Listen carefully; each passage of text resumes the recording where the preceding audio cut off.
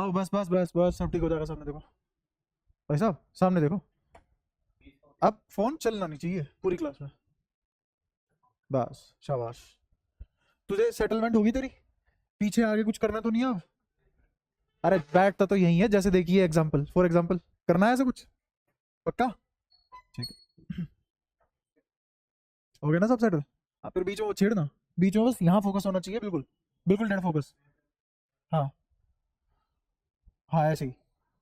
ठीक है, अगर तुम्हारा नॉर्मल नहीं होता तो ऐसे करके बैठ जाओ सारे, मेरे को कोई दिक्कत नहीं है। हाँ और क्या। खैर बोला तुमने घोड़ा है, पर ठीक है, एक और जानवर होता है। हरकतें वैसी है। आओ इलेक्ट्रोडायनामिक्स शुरू करें। इलेक्ट्रोडायनामिक्स। अच्छा हाँ, डाउट भी है। डाउट बता। जब इलेक्ट्रोस्टैटिक प्रेशर निकालते हैं,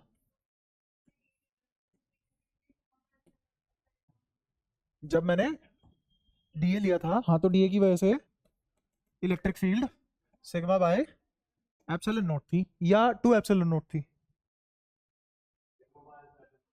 डीए की वजह से।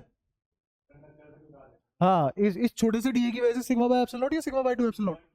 Sigma bye 2 epsilon not. अब आए ना लाइन पे? हाँ। अब बता, आगे बता। ये पहली चीज तो गलत थी तेरी, कि सिग्मा बाय एप्सिलॉन नॉट नहीं है, सिग्मा बाय 2 एप्सिलॉन नॉट है। वो पूरा एक एरिया लिया था ना, तो इस पूरे एरिया की वजह से कंडक्टर है ना, इस कंडक्टर के जस्ट बाहर इलेक्ट्रिक फील्ड क्या होगा? Sigma by epsilon not. ठीक है, ये बात अलग है, ये बात अलग है। हम्म। हाँ, तो जब मैं इसमें से छोटा सा एरिया हटा दिया, क्या हटाया? डी हटाया। डी हटाने के बाद इसमें से कितना हट गया? सिग्मा बाय 2 एप्सिलॉन नॉट हट गया। और बचा कितना? Sigma bye 2 epsilon. जब तूने पहली लाइन गलत लिखवाई है तो वही दिक्कत थी बस। ठीक है, क्लियर? और किसी को कुछ पूछना है पिछले चैप्टर में से, पिछले 2 चैप्टर में से? हाँ बता। हाँ, फाइनेंस वाला एग्जांपल लिया था। एक सेकंड, एक सेकंड, शायद मैं रिकॉर्डिंग, हाँ, चालू रखी है। फिक्स कर दिया था, एक का 0 वोल्ट फिक्स कर दिया। हाँ हाँ। नहीं, मैंने ये नहीं कहा था, मैंने ये कहा था कि अगर मैं किसी एक को 0 वोल्ट पे फिक्स कर दूं, 0 वोल्ट पे फिक्स कर दिया, इसका मतलब इसको भगवान की दया से कितनी भी पोटेंशियल मिल जाए, इसको 2 करोड़ की पोटेंशियल भी मिल जाए, तब भी ये क्या रहेगा? जीरो। यहां लगा दिया मैंने 100 वोल्ट का, पोटेंशियल हायर से लोअर जाएगी, इसकी पोटेंशियल डिक्रीज होगी, इसकी इंक्रीज या डिक्रीज? कुछ हो ही नहीं सकता, क्यों? क्योंकि फिक्स कर रखी है। लेकिन ये तो कम होती चली जाएगी। अब ये कब तक कम होगी? जब तक पोटेंशियल बराबर ना हो जाए, तभी तो चार्ज का फ्लो रुकेगा। तो चार्ज का फ्लो किस पोटेंशियल पे रुकेगा इसके लिए? पर मैंने फिक्स कर रखी है ना। ऐसा कर, समुद्र में जाके एक बाल्टी फेंक के आइयो पानी की। समुद्र में जाके पानी की एक बाल्टी मिला दियो, अपने घर की टंकी से भर के बाल्टी लेके जाओ, ये 2 लीटर की बोतल तो कैरी कर सकते हो। वो जाके समुद्र में कूड़ाओ, क्या फर्क पड़ेगा? कोई फर्क पड़ेगा? नहीं, नहीं पड़ेगा ना। अर्थ कितनी बड़ी है? बहुत बड़ी। अर्थ 100 वोल्ट को मैं डिस्ट्रीब्यूट कर दूं कितने एरिया पे? 4 पाई r² के एरिया पे डिस्ट्रीब्यूट कर दूं। अर्थ और कंडक्टर भी नहीं है। अर्थ कंडक्टर थोड़ी ना है कोई, प्योर कंडक्टर तो है नहीं, अर्थ मेटल तो है नहीं, मेटल्स में मिक्सड है। तो कुछ मेटल है, कुछ कंडक्टर है, कुछ नॉन कंडक्टर है, इसलिए कुछ नहीं कह सकते मैं, है ना। तो अर्थ के लिए क्या होगा? अर्थ के लिए मुझे वॉल्यूम लेना पड़ेगा, क्योंकि यहाँ पे वॉल्यूमेट्रिक चार्ज डेंसिटी आएगी, तो मुझे चार्ज पर यूनिट वॉल्यूम निकालना पड़ेगा। तो वॉल्यूम कितना आएगा? 4/3 पाई r क्यूब। आर कितना होता है? 6400 किलोमीटर का क्यूब कर ले एक बार जरा, बांट ले पोटेंशियल उस पर। तो कितनी आएगी एक एक टुकड़े में पोटेंशियल, कितनी आ जाएगी? कितना कम फर्क होगा जीरो नंबर में और उसमें जो तुमने निकाला उस नंबर में? कोई फर्क नहीं होगा। तुम 0.0000670 लगाने के बाद फिर बोल दोगे हम नहीं निकाल रहे इससे आगे, हम क्या बोल देंगे? लो जीरो। क्या पता यहाँ एक 9 आता हो, बट तुम ये वैल्यू बार बार लिखोगे तो तुम क्या बोलोगे? जीरो। ठीक है। और जितने भी लो और जितने भी न्यूमेरिकल होते हैं सब अप्रोक्सीमेशन में काम करते हैं। तुम्हें लगता है कूलम्ब्स लो एक नंबर का परफेक्ट बिल्कुल ऐसा लो है कि हाँ गलत नहीं है? वो नहीं है, गलत नहीं है, पर क्या पर क्या वो परफेक्ट है? नहीं, परफेक्ट नहीं है। परफेक्ट क्यों नहीं है? अप्रोक्सीमेशन इन्वॉल्व है उसमें बहुत सारे।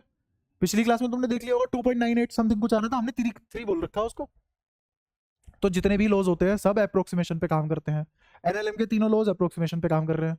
जो भी न्यूमेरिकल कैलकुलेशन होती है वो सब अप्रोक्सीमेशन पे काम करती है। एग्जैक्टनेस में खेलने लग गए तो चल लिया काम, फिर बस कैलकुलेशन ही होगा हमारे पास, करने को कुछ नहीं होगा और। नहीं वो थी, पर मुझे तुम्हें समझाना था। तुम फिर पूछते कि सर अर्थ की पोटेंशियल जीरो क्यों है, इसलिए जीरो है, ठीक है। वो तुमने अब भी पूछा। खैर, तो अब समझ आया, जब तक ये जीरो नहीं हो जाएगा तब तक पोटेंशियल बराबर नहीं होगी। इसकी तो बढ़ नहीं सकती, इसकी घट सकती है, तो इसको घट के कितने पे आना पड़ेगा, जीरो पे हो गया, तो पोटेंशियल जीरो हो गई। बताओ यहाँ तो कोई दिक्कत, सारी बातें क्लियर है। अच्छा लगे आज शायद मैंने एक चीज नहीं बताई थी, शील्डिंग, शील्डिंग और सुन लो जब यहाँ तक आई गए हो तो, ठीक है। स्पेलिंग चेक कर लो, या ये होती है, बताओ कौन सी स्पेलिंग सही है, कहाँ है स्पेलिंग चेक कर लो। शील्डिंग क्या होता है, शील्डिंग ये होता है, अगर मैंने कोई भी कंडक्टर लिया, शेल है वो और थिक है, तो वो कुछ ऐसा दिखेगा तुम्हें, समझे। अब मेरे को बताओ, ये है कंडक्टर, कंडक्टर के अंदर इलेक्ट्रिक फील्ड क्या होता है, इस शेडेड रीजन में क्या इलेक्ट्रिक फील्ड होगा, जीरो। ये पता ही नहीं किसी को, तो फिर बकते क्यों नहीं हो, एक ही बोला है बस, उसको शाबाशी, बहुत तगड़ा आंसर दिया। तो electric field inside conductor is zero. अगर यहां इलेक्ट्रिक फील्ड जीरो है, अगर यहां इलेक्ट्रिक फील्ड जीरो है, तो इसका मतलब अंदर जो भी पोटेंशियल होगी, अंदर जो भी पोटेंशियल या इलेक्ट्रिक फील्ड मान लो, अंदर जो भी इलेक्ट्रिक फील्ड होगा और बाहर जो भी इलेक्ट्रिक फील्ड होगा, इन दोनों इलेक्ट्रिक फील्ड का आपस में कोई लेना देना नहीं होगा। क्यों लेना देना नहीं होगा, क्योंकि बीच में एक पट्टी आ चुकी है जीरो इलेक्ट्रिक फील्ड की, और इलेक्ट्रिक फील्ड होता है कंटिन्यूअस, तो ये सेम इलेक्ट्रिक फील्ड तो नहीं है क्योंकि कंटिन्यूअस होता वो तो। इसका मतलब यहां इलेक्ट्रिक फील्ड जीरो है, अंदर का इलेक्ट्रिक फील्ड और बाहर का इलेक्ट्रिक फील्ड एक दूसरे के इंडिपेंडेंट है, कोई रिलेशन नहीं है इन दोनों में। तो मुद्दे की बात क्या बनी पहली, कि E inside and E outside are totally independent, ये पहली बात हुई। अब एक और चीज सीखेंगे इसमें, किसी भी चीज को दो हिस्सों में बांटना। ये जो लेयर है, पहली बात तो ये सर्कल नहीं है, क्या है, स्फीयर है, स्फीयर है, उसके अंदर एक एरिया है, उसके बाहर एक एरिया है। अब ये जो शेल है ये क्या करती है, ये कोई भी इंटरफेस क्या करता है, कोई भी इंटरफेस दो चीजों को चार हिस्सों में डिवाइड करता है, दो चीजों को चार हिस्सों में डिवाइड करता है। बताता हूं कैसे। इस कंडक्टर ने क्या क्या कर रखा है, अंदर का स्पेस और अंदर की सरफेस को सेपरेट कर रखा है बाहर के स्पेस और बाहर की सरफेस से। चार चीजें इन्वॉल्व है, कौन कौन सी, पहली अंदर का स्पेस, अंदर का सरफेस, फिर बाहर का, बाहर का सरफेस और बाहर का स्पेस, इन दोनों को परफेक्टली सेपरेट कर रखा है इस कंडक्टर की लेयर ने। क्लियर है, इसमें बताओ कोई परेशानी हो, पक्का, ठीक है। अब क्योंकि यहां पे ई जीरो है, दिख रहा है यहां पे ई जीरो है, तो अंदर जो इलेक्ट्रिक फील्ड आया वो अंदर इलेक्ट्रिक फील्ड तो किसी चार्ज की वजह से ही आ सकता है, अगर अंदर कोई चार्ज नहीं है तो कोई इलेक्ट्रिक फील्ड नहीं होगा।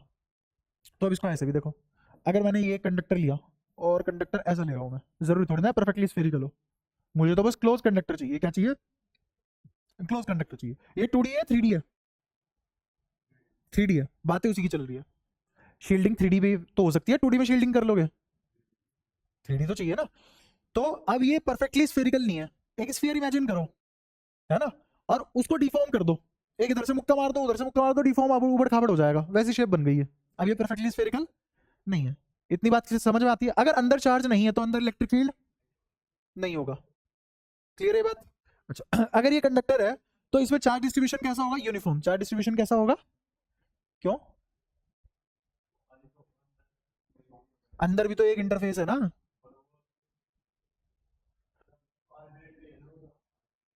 आर्बिट्ररी, हाँ हाँ हाँ हाँ, टेढ़ी मेढ़ी है तो बाहर भी तो टेढ़ी मेढ़ी है।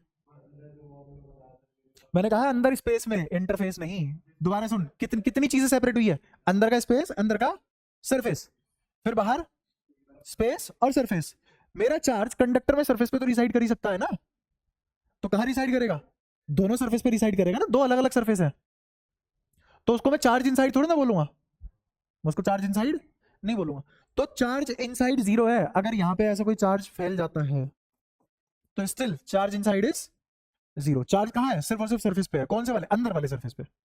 इसीलिए मैंने इस लेसन में पढ़ाया कि पहला स्पेस फिर दूसरा सरफेस, तो सरफेस पे है चार्ज, स्पेस में नहीं है। क्लियर है बात, यहां तक कोई परेशानी। अच्छा, जरूरी है यहां पे नेगेटिव चार्ज आए, जरूरी नहीं है, पॉजिटिव भी आ सकता है। हाँ, तो ये किस पे डिपेंड करता है कि नेगेटिव आएगा पॉजिटिव आएगा? हाँ, अंदर कहाँ जा, जैसे मान लो मैंने यहाँ पे प्लस क्यू रख दिया, अब क्या चार्ज आएगा? माइनस। और अगर मैंने अंदर माइनस क्यू रख दिया तो अंदर क्या चार्ज आ जाएगा? अच्छा, अगर मैंने अंदर प्लस क्यू रखा है और बाहर प्लस क्यू रखा है तो इसकी वजह से सरफेस पे क्या चार्ज आएगा? Minus, minus Q. और यहां माइनस क्यू। यहां अगर इस टोटल सरफेस पे नेट चार्ज देखूं तो कितना डिसाइड करेगा? माइनस क्यू, छोटा क्यू। और बाहर वाले में नेट चार्ज कितना डिसाइड करेगा? माइनस का बड़ा क्यू। क्लियर है ये बात? अच्छा, अब ये चार्ज डिस्ट्रीब्यूशन यूनिफॉर्म होगा कि नॉन यूनिफॉर्म होगा, ये भी किस पे डिपेंड करेगा? हाँ, जो चार्ज तुमने रखा है उस पर कहाँ रखा है, लोकेशन क्या है इस चार्ज की। जैसे मान लो अगर मैंने यहाँ बिल्कुल सेंटर पे रख दिया चार्ज, ऑल थ्योरीज में कुछ लिखना लिखवाऊंगा नहीं मैं, याद रहनी चाहिए बस। अगर मैंने यहाँ बिल्कुल बीचों बीच सेंटर पे रख दिया चार्ज, तो यहाँ पे क्या आएगा? Negative Q. और कैसा कैसा होगा? यूनिफॉर्म डिस्ट्रीब्यूशन होगा। कैसा डिस्ट्रीब्यूशन होगा? Uniform distribution. वही भी अगर मैंने प्लस क्यू यहां रख दिया होता तो अब ये कैसा चार्ज डिस्ट्रीब्यूशन होता? Non uniform. ज्यादातर माइनस क्यू यहां होते और यहां कम माइनस क्यू आते। बोले समझ पा रहा है? खुद से करता है ना, वो खुद से करता है ये काम, लेकिन इसने यहाँ के नेगेटिव ज्यादा स्ट्रांगली अट्रैक्ट किए है ना फोर्स फैक्टर की वजह से, वहां के उतने स्ट्रांगली अट्रैक्ट नहीं कर पा रहा। तो अंदर कैसा चार्ज डिस्ट्रीब्यूशन होगा वो किस पे डिपेंड करेगा? Location of charge. कौन से वाला चार्ज? इनसाइड वाला। क्या बाहर वाले चार्ज की वजह से अंदर वाले डिस्ट्रीब्यूशन पे कोई फर्क पड़ेगा? क्यों? क्योंकि बीच में एक पट्टी आ चुकी है जीरो इलेक्ट्रिक फील्ड की। हाँ, charge distribution radius of curvature पे भी डिपेंड करता है। वो कब?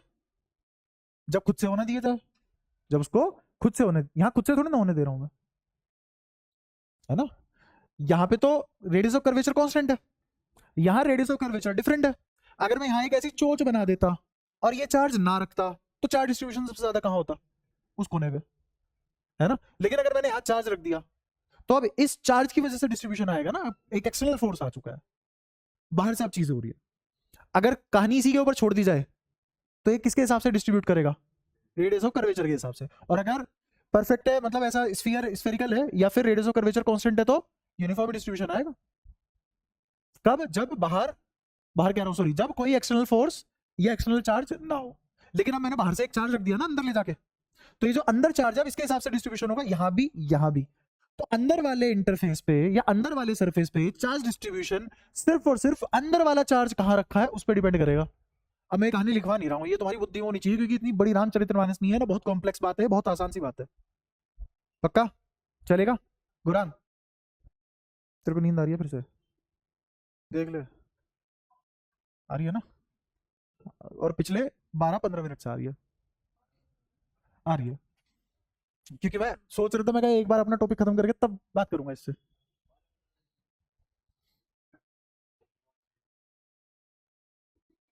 तो घर नाम करवा दे अपना मेरे, वो करवाइए जो नए वाला MIG है,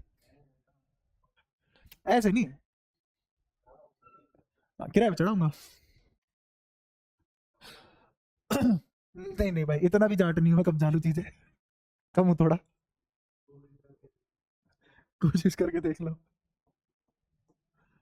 देखे ये होती है जाटू की, खुद दुश्मनी बोल नहीं ले रहा जबरदस्ती की। खैर, तो अंदर वाले इंटरफेस पे चार्ज डिस्ट्रीब्यूशन सिर्फ और सिर्फ अंदर वाला चार्ज कहां रखा है उस पर डिपेंड करेगा, बाहर वाला कहां रखा है उस पर डिपेंड नहीं करेगा। अब जैसे मान लो मैंने एक और एग्जांपल लिया, अब मैं तुमसे एग्जांपल बना बना के पूछूंगा, तुम बताना क्या होने वाला क्या नहीं।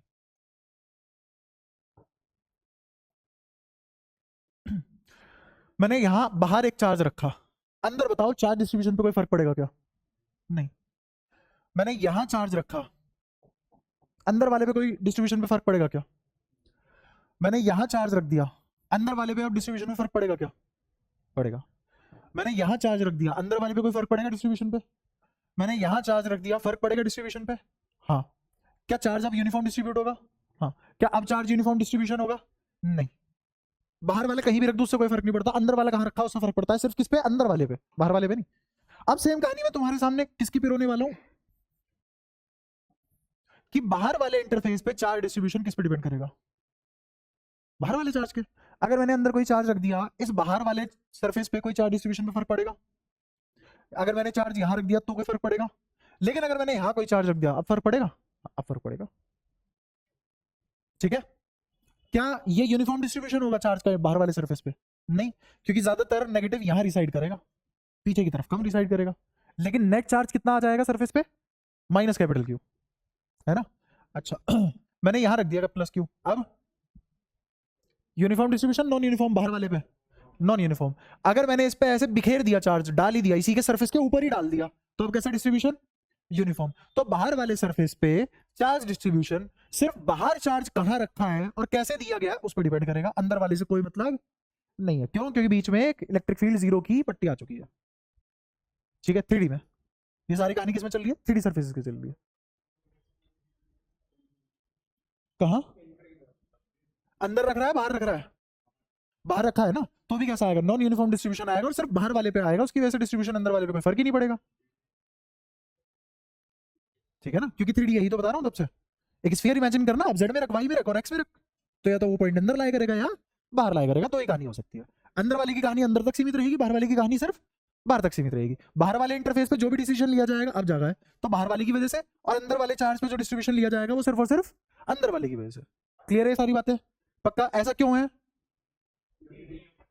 हाँ, वो क्या कर रही है ऐसा, वो ऐसा कर रही है कि इससे कोई इलेक्ट्रिक फील्ड निकला, मान लो इसने इलेक्ट्रिक फील्ड निकाल दिया ना, तो वो इलेक्ट्रिक फील्ड अंदर नहीं एंटर कर पाएगा। क्यों? अंदर तो जीरो है, अंदर जाता ही नहीं इलेक्ट्रिक फील्ड, और अंदर वाले का इलेक्ट्रिक फील्ड बाहर नहीं आ पाएगा। क्यों? क्योंकि अंदर जीरो है।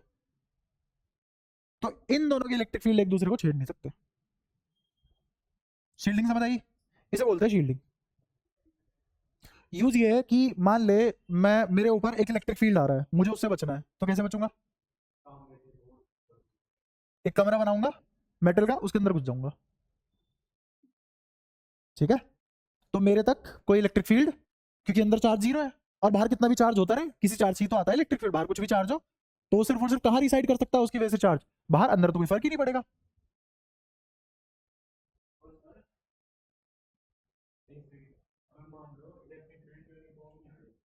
तो नॉन यूनिफॉर्म बना ले इससे इलेक्ट्रिक फील्ड। हाँ हाँ हाँ।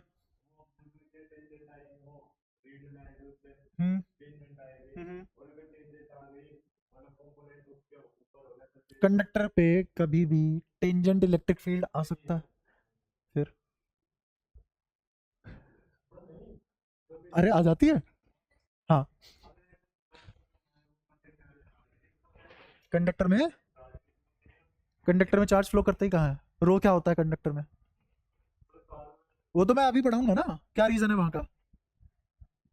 अभी तो फर्स्ट चैप्टर और सेकंड चैप्टर से पूछ, जो भी पूछ रहा है बता, तेरी थ्री कहाँ सपोर्ट कर रही है। रो जीरो होता है कंडक्टर में, रो जीरो होता है, इसका मतलब चार्ज वॉल्यूम में नहीं एग्जिस्ट करता, कंडक्टर में चार्ज कहाँ एग्जिस्ट करता है, सिर्फ और सिर्फ सरफेस पे। अब बता क्या पूछना चाहता है, क्योंकि चार्ज रुका हुआ है, भाग नहीं रहा है, ठीक है। और पूछो, और क्या पूछना है? तो अभी भगा नहीं सकते ना, भगाने के लिए तो कलाम्स लो काम ही नहीं आता। कलाम्स लो सिर्फ और सिर्फ कब तक वैलिड है, गॉस लो कब तक वैलिड है, बस दो ही लो पढ़े हैं तुमने, बताओ इसके अलावा क्या पढ़ा है पिछले 24-25 घंटा में, क्या पढ़ा है तुमने? दो चीज, गॉस, कलाम, खत्म। ये तुम्हारी कला है कि तुम इतना दो टॉपिक को कब तक पढ़ सकते हो, है ना। बताओ इसमें और कोई डाउट? सारी बातें क्लियर है? अब एक और काम की बात, अभी तक मैंने दो पॉइंट बताया, तुम्हें चार ही पॉइंट है इसमें शील्डिंग में, दो पॉइंट बता दिया। कौन कौन से हैं वो दो पॉइंट? अंदर वाले पे चार्ज डिस्ट्रीब्यूशन जो भी आएगा वो अंदर वाले चार्ज की वजह से आएगा, और उसकी पोजीशन जो होगी उस पर डिपेंड करेगा डिस्ट्रीब्यूशन यूनिफॉर्म है कि नॉन यूनिफॉर्म है। सेम गोज फॉर बाहर वाला, है ना। और चीजें कितने हिस्सों में बढ़ती है, स्पेस सरफेस स्पेस सरफेस, ऐसे बढ़ती है। हाँ पूछ। बाहर वाले में हो सकता है, बताया तो था। अगर मैंने इस पे चार्ज ऐसे बांट दिया, सरफेस पे रख दिया, तो कंडक्टर की प्रॉपर्टी होती है इसको यूनिफॉर्मली सेल्फ डिस्ट्रीब्यूट करवा लेगा, अगर परफेक्ट स्फीयर है तो। ठीक है, तो फिर कैसा डिस्ट्रीब्यूट हो जाएगा चार्ज, बाहर वाले पे यूनिफॉर्म डिस्ट्रीब्यूशन आ जाएगा, ठीक है। और बताओ और कोई दिक्कत? तो अभी दो बातें बताइए, अब दो बातें कौन सी होगी, इलेक्ट्रिक फील्ड की बातें होगी, दो बातें पोटेंशियल की हो जाएंगी। दो बातें पोटेंशियल की कौन कौन सी होगी वो भी सीखो। तुम्हें ये तो पता होगा ना, ई जीरो के लिए इलेक्ट्रिक फील्ड, जीरो के लिए पोटेंशियल, नमस्ते, पोटेंशियल क्या होता है, constant, potential is constant. If E is equal to zero then potential is constant. बहुत बढ़िया। ये तुम्हें भली बात ही आता है, चलो। तो मुझे बताओ, अगेन मैंने एक कंडक्टर लिया, परफेक्टली स्फेरिकल कंडक्टर है, अगेन चार हिस्सों में टूटा है, अंदर का स्पेस, अंदर का इंटरफेस, बाहर का इंटरफेस और बाहर का स्पेस, ठीक है। यहां तक तो किसी को कोई दिक्कत नहीं है। चलो अब सुनना एक और चीज ध्यान से, मैंने यहां कोई चार्ज रखा, क्या इससे एक इलेक्ट्रिक फील्ड जनरेट होगा? होगा। और यहां इलेक्ट्रिक फील्ड 0 है, तो इस चार्ज की वजह से आउटसाइड इलेक्ट्रिक फील्ड क्या बनेगा? 0। क्या बाहर इलेक्ट्रिक फील्ड 0 है? मुझे नहीं पता है कि नहीं है, हो भी सकता है और नहीं भी। क्या पता बाहर चार्ज रखा उसकी वजह से हो इलेक्ट्रिक फील्ड, जैसे मैंने यहाँ एक चार्ज रख दिया, क्यों? क्या बाहर इलेक्ट्रिक फील्ड 0 है? नहीं है। तो ये हो भी सकता है, नहीं भी। बाहर नेट इलेक्ट्रिक फील्ड 0 हो भी सकता है, नहीं भी। रीजन समझ में आ गया ना? लेकिन अंदर वाले की वजह से बाहर 0 होगा। अगर मैं यहाँ प्लस क्यू भी रख दूं तो इलेक्ट्रिक फील्ड होगा बाहर, हाँ, लेकिन अंदर वाली की वजह से अभी भी 0 ही होगा। तो मुझे ये बताओ, इस वाले चार्ज की वजह से बाहर पोटेंशियल क्या होगा? कांस्टेंट होगा, 0 नहीं, कांस्टेंट। 0 नहीं, तो इस अंदर वाले चार्ज की वजह से क्यू इनसाइड की वजह से वी आउटसाइड क्या होगा? कांस्टेंट। तुझे कैसे पता? हाँ लिखवाई हो, क्या लिखवा रहा है वी, बता लिखवा। हाँ, के छोटा क्यू बटे किससे दूरी? इस चार्ज से, बट इसकी वजह से तो पोटेंशियल कांस्टेंट है।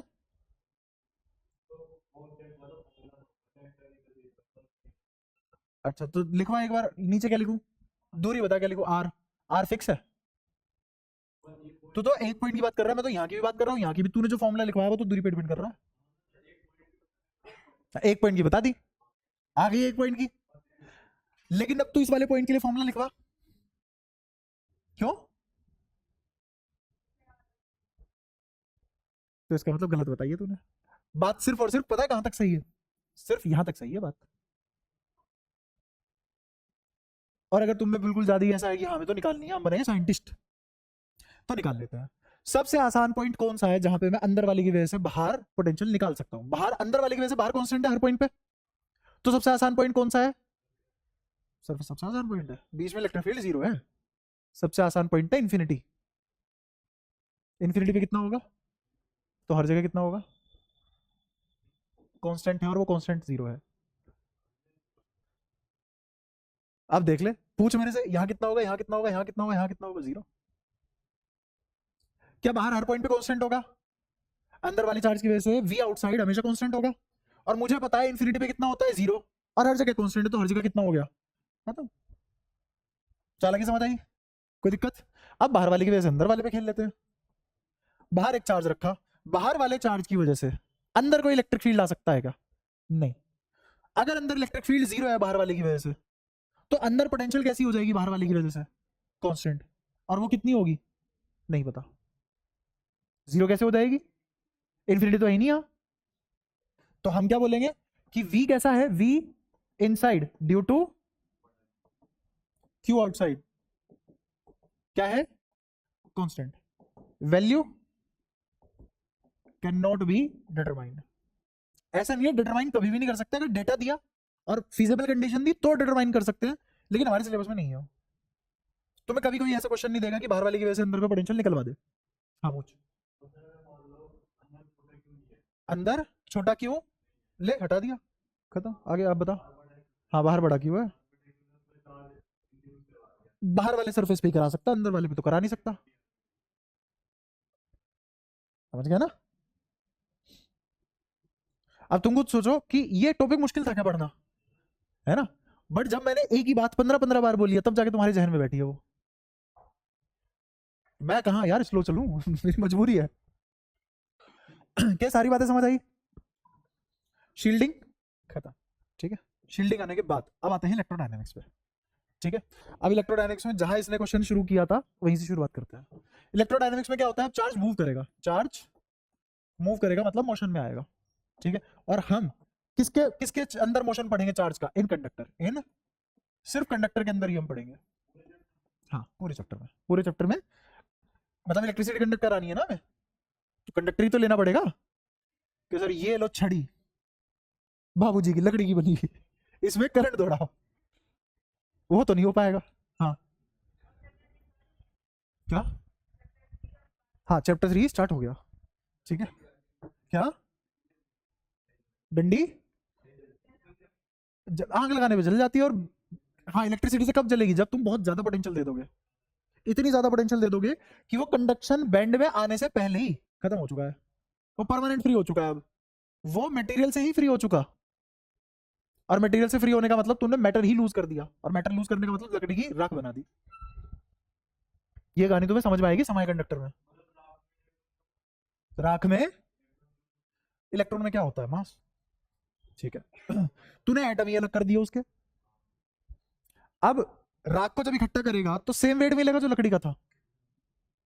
तो तुझे पता है यहाँ क्या क्या हो चुका है, तुम अभी नहीं पढ़ सकते ये सब बातें, इतना कुछ हो चुका है तो अब इलेक्ट्रोडायनेमिक्स की शुरुआत कर रहे हैं। इलेक्ट्रोडायनेमिक तो कहने का बात है, बाकी ये सब चीज है क्या, मतलब चैप्टर का नाम है करंट एंड इलेक्ट्रिसिटी। अब शायद तुम्हें जाना पहचाना लगाओ, current and electricity. Current and electricity chapter में हम बस यही करते हैं कि चार्ज अगर मूव कर रहा है कंडक्टर में तो क्या क्या हो सकता है। Effect of moving charges in a conductor, वो होगी इलेक्ट्रोडायनेमिक्स। ताकि तुम नाम से ना डरो तो हमने क्या नाम रख दिया उसका, करंट एंड इलेक्ट्रिसिटी। ठीक है। अब इसमें कुछ कुछ बातें हैं, जैसे मैंने कहा कि कंडक्टर के लिए रो क्या होता है, zero. Rho of conductor is zero.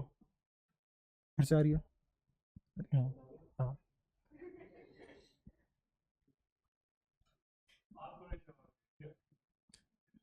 क्या कर सकते हैं भाई, पाकिस्तानी आंटियों को जवाब कैसे दे दूं मैं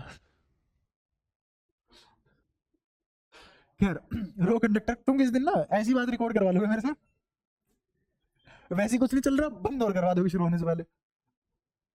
खैर इधर आओ, रो कंडक्टर जीरो होता है ये तो सबको पता है ना। तो फिर अगर रो कंडक्टर जीरो है और Q inside conductor, Q inside conductor zero होता है तो ये चैप्टर बना ही क्यों। ये मैंने कोई कंडक्टर लिया, ये कंडक्टर है और हमने कहा इसमें से चार्ज दौड़ गया। भाई कैसे दौड़ गया, अंदर तो चार्ज होता ही नहीं। चार्ज अगर फ्लो करेगा तो कहां फ्लो करेगा, वॉल्यूम में ही तो। क्या, फ्री इलेक्ट्रॉन है उसके पास, जैसे ही फ्री इलेक्ट्रॉन मिला कहां जाएगा वो, सॉलिड है कहां जाएगा, अरे सरफेस पे कहां जाएगा। ये कभी पढ़ा ही नहीं, बताओ हमने। हमने ये पढ़ लिया पर ये नहीं पढ़ा चार्ज सरफेस पे। तो फ्री इलेक्ट्रॉन कहां मिलेंगे, सरफेस पे, अंदर थोड़ी दौड़ते हैं, है ना। तो ये तो चैप्टर नहीं बनना चाहिए फिर, है ना। छोड़ो फिर, अगला बढ़ता है मूविंग चार्ज मैग्नेटिज्म, है ना। अब सुनो ध्यान से ऐसे कैसे हो सकता है तुम्हारा जीवन खुशी में ही चले, दुखद बातें तो होंगी होंगी तो अब होता ही है कि वहां पे जो तुमने अभी तक दो चैप्टर पढ़े हैं वो थे इलेक्ट्रोस्टैटिक। इलेक्ट्रोस्टैटिक मतलब रुका हुआ, ठहरा हुआ। वहां पे हमने जो भी पढ़ा है वो सारी बातें कब तक सही थी, जब तक चार्ज रुका हुआ है, भाग नहीं रहा है। तब तक सही थी जब तक चार्ज भाग नहीं रहा। यहां चार्ज भाग रहा है, यहां चार्ज भाग रहा है, और जब चार्ज भागेगा तो बातें भी अलग होंगी, जब चार्ज भागेगा तो बातें भी अलग होंगी। लेकिन मैं अभी भी ये प्रूव कर सकता हूं कि ये न्यूट्रल है और क्यू इनसाइड आज भी जीरो है। आओ देखते हैं हाँ सवाल बता। भाई रिलेट तो करेगा ही, पर फिर भी मैं ये नहीं कहूंगा कि तू छोड़ दे इसको। 80 to 90% तू अगर मेहनत करे तो तुझे समझ में आ जाएगा।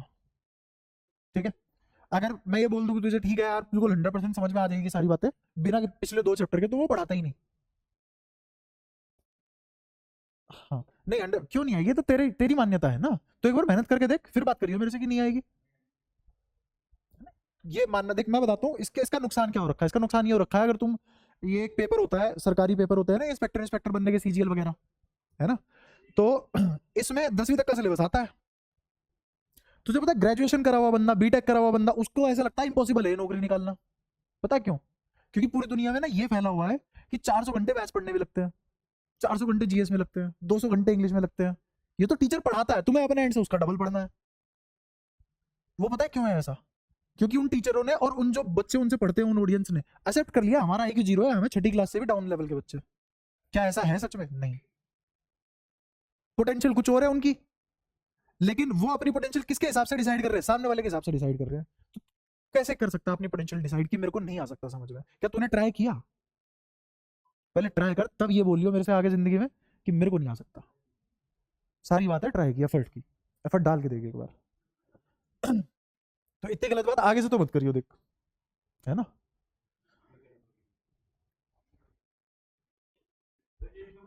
नहीं, मेरे को कटी टांग वाले आदमी को दौड़ाना भी नहीं है।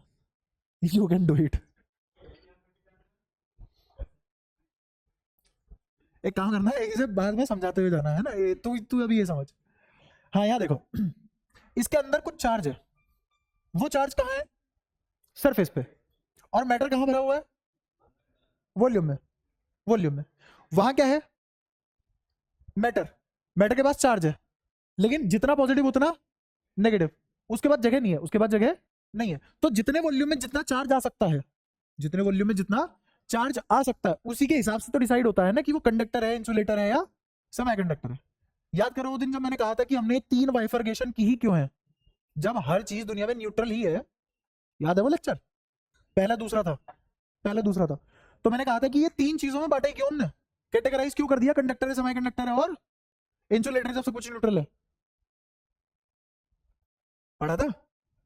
अब तो मैंने ये याद दिलाया, पढ़ाया था। जवाब तो तुम्हें अभी भी नहीं पता क्यों किया था। शाबाश।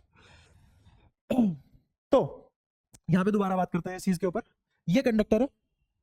कंडक्टर की खास बात क्या होगी कि इसमें पर यूनिट वॉल्यूम एक फिक्स चार्ज होगा, उससे ज्यादा नहीं होगा। जैसे कॉपर में पर यूनिट वॉल्यूम अलग चार्ज आता है। मान लो मैंने ऐसा एग्जांपल लिया, ये प्रैक्टिकल डेटा नहीं है, ऐसा एग्जांपल ले रहा हूं। मैंने कहा कि अगर मेरा 1 सेंटीमीटर स्क्वायर में 2 मोल इलेक्ट्रॉन होते हैं, तो पक्की बात है कॉपर रहा होगा। 2.5 मोल होते हैं तो पक्की बात है सिल्वर रहा होगा, है ना। और अगर 1 मोल होता है तो पक्की बात है ये या तो कोई एलोय रहा होगा या फिर मतलब ऐसे कोई ब्रोंज वगैरह कुछ रहा होगा। तो क्या ये एक ऐसा फैक्टर है जिससे डिसाइड होता है कि ये कंडक्टर है और उसकी चार्ज कंडक्शन की कैपेबिलिटी क्या है? तो वो क्या है? उसके कितने वॉल्यूम में कितने इलेक्ट्रॉन आते हैं। क्लियर है बात? हाँ तो पूछ क्या। हाँ सॉलिड, खोखले तार में करंट नहीं पाते हम। कभी तुमने सुना हो कि हाँ फूक नहीं लगा रखी है हमने तो करंट कंडक्शन के लिए। तो सॉलिड है, ये कैसा है? चलो बढ़िया सवाल था। तो लेकिन इसका जवाब बढ़िया था नहीं मेरे पास। अब ये क्रॉस सेक्शन एरिया हो गया, ठीक है। अब सुनना ध्यान से, इसके अंदर अभी कोई चार्ज नहीं है, क्यू इनसाइड जीरो है, क्यू इनसाइड जीरो है। मैंने यहां से एक चार्ज डाल दिया, एक चार्ज डाल दिया। तो जितना चार्ज मैंने यहां क्रॉस सेक्शन A1 के ऊपर एंटर करवाया, उसी मोमेंट, उसी क्षण, उसी पल इस वाले एरिया से एक क्यू चार्ज बाहर भी निकल जाएगा। तो नेट चार्ज क्या है अभी भी? Zero, neutral. आई बात समझ? वॉल्यूम लिमिटेड है, वॉल्यूम कंजर्वेटिव होता है, वॉल्यूम कंजर्वेटिव क्वांटिटी है, वॉल्यूम कभी नहीं बदलता। यूनिवर्स का जितना वॉल्यूम है वो वॉल्यूम उतना ही है। ये तो खैर गलत बात है, बताऊंगा क्यों फिर कभी, है ना। इस कमरे का जो वॉल्यूम है वो तो तुम नहीं बदल सकते ना, फिक्स हो गया ना। इसमें तुम कुछ भी करो लेकिन वॉल्यूम कांस्टेंट है। इतनी बात क्लियर है? ठीक है। अब इस वॉल्यूम में कुछ इलेक्ट्रॉन आ सकते हैं, उससे ज्यादा नहीं आ सकते। अगर मैंने एक इलेक्ट्रॉन एक्स्ट्रा भरने की कोशिश करी तो उस एंड से एक इलेक्ट्रॉन बाहर चला जाएगा उसी मोमेंट। समझ आया? जैसे मान लो एक ऐसे हॉरिजॉन्टल पाइप लिया हुआ है, यहां से लेके यहां तक पानी भरा हुआ है, इसमें तुमने इधर से एक ड्रॉप डाल दी तो इधर से एक ड्रॉप तुरंत निकल जाएगी। क्यों? क्योंकि भरा हुआ है, इससे ज्यादा आ ही नहीं सकता इसमें। समझ आया? और अगर तुमने एक ड्रॉप जबरदस्ती भरने की कोशिश करी तो ये फट जाएगा, क्योंकि इसको एक्सपेंशन चाहिए, और एक्सपेंशन तुमने दे नहीं रखा तो फटेगा, है ना। तो जितना चार्ज इधर से एंटर करा, जितना चार्ज इधर से ड्यू टू वॉल्यूम कंजर्वेशन, उतना ही चार्ज इधर से एग्जिट कर गया। और ये क्रॉस सेक्शन एरिया के ऊपर भी डिपेंड नहीं कर रहा। अगर मैं कंडक्टर ऐसा ले लेता ना तो अभी कोई फर्क नहीं पड़ता। करंट को, करंट कह रहा हूं, चार्ज फ्लो को बिल्कुल फ्लूइड फ्लो जैसा मान लो, है ना। अगर मैंने इधर से एक ड्रॉप डाली तो इधर से भी एक ही ड्रॉप आएगी, फर्क नहीं पड़ता क्रॉस सेक्शन एरिया क्या है, ये भी सॉलिड ही है। तो जितना चार्ज इधर से एंटर करा उतना ही चार्ज इधर से एग्जिट कर गया।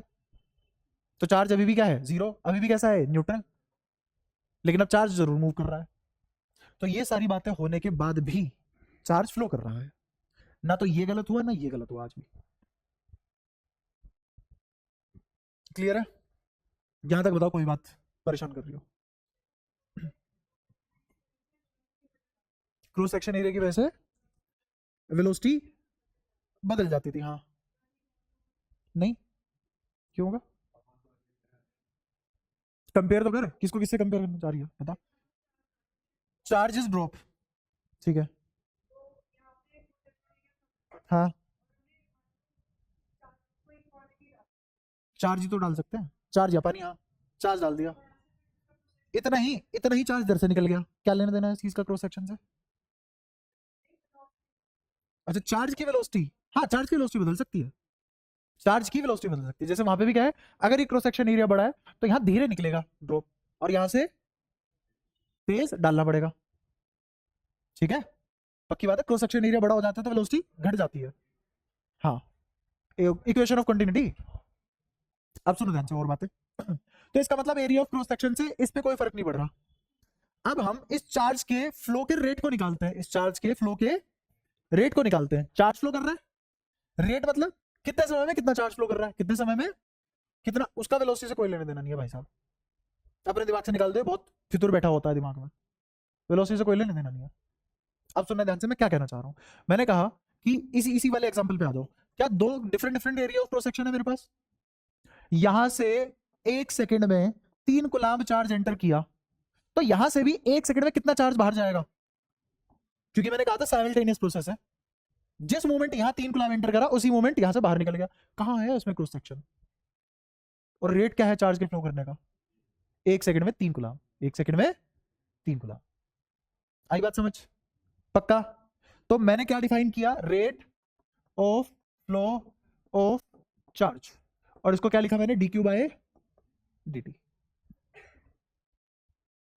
समझ आया, पक्की बात है, क्या ये एरिया ऑफ क्रॉस सेक्शन पे डिपेंड कर रहा है, नहीं, पक्की बात है, तो अलग अलग क्रॉस सेक्शनल एरिया पे, अलग अलग क्रॉस सेक्शनल एरिया पे flow of rate of charge same है, अलग अलग क्रॉस सेक्शन पे flow of rate of charge same है, तो मतलब करंट सेम है, मतलब करंट सेम है। तो पहली बात तुम्हारे दिमाग में मैंने क्या डाली जो तुम्हें नहीं पता थी, हाँ कोई ओवर फर्क नहीं पड़ रहा है करंट पे, वेलोसिटी से भी कोई ओवर फर्क नहीं पड़ रहा है करंट पे, ये बातें क्लियर है? हाँ बताओ,